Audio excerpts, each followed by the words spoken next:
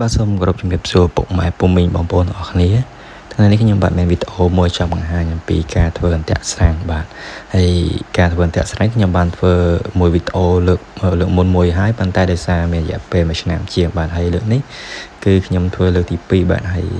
ដូចនៅក្នុងវីដេអូបានបង្ហាញចឹងគឺជាប្រភេទស្រាំងតិចផ្លែបាទហើយនេះគឺជាការតិចនៅរដូវស្វាយបាទហើយប្រភេទផ្លែស្វាយនេះគឺជាផ្លែស្វាយតូចៗដែលអត់បានច្រកទេបាទហើយ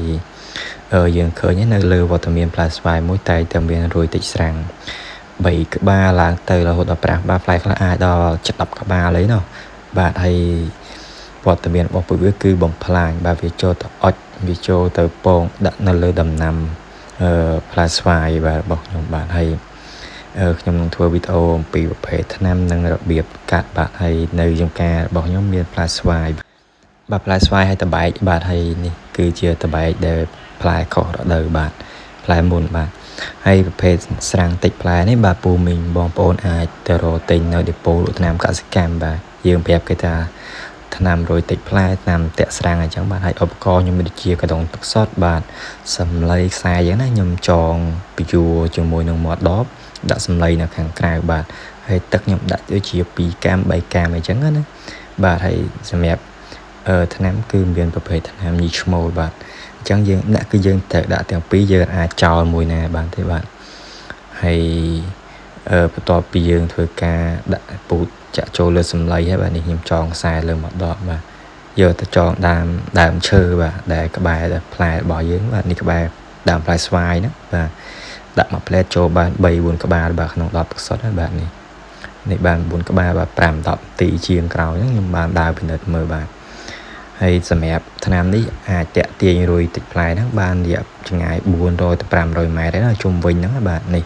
រយៈពេល1ថ្ងៃបាទខ្ញុំដាក់ខ្ញុំមកមើលបាទហើយជាមួយរយៈពេល4 5ថ្ងៃក្រោយគឺនៅតែមានវត្តមានច្រើនចឹងបាទហើយនេះខ្ញុំត្រៀមនៅរដូវតបែកបាទសំខាន់គឺតបែកខ្ញុំធ្វើការច្រកទាំងអស់ព្រោះតបែកផ្លែតូចៗតាមទៀតស្រួលច្រកហើយផ្លែស្វាយមិញគឺវាផ្លែតូចៗអញ្ចឹងយើង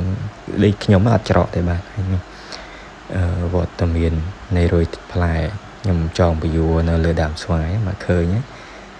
វាធ្លាក់ចូលច្រើនបាទហើយនៅមានតទៀតហើយនេះ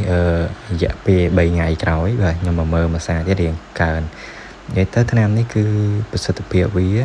អាចតាក់ទាញរួយតិចផ្លែបានទៅរយៈចម្ងាយច្រើនឆ្ងាយហើយទ័ពមកបាទនេះហើយខ្លះក៏ហើនជាប់នឹងសលៃហើយខ្លះក៏ធ្លាក់ចូលក្នុងទឹកទៅបាទហើយខ្ញុំមានវីដេអូខ្លីប្រហែលជា3នាទីទៅប៉ុណ្្នឹងពាក់ព័ន្ធជាមួយនឹង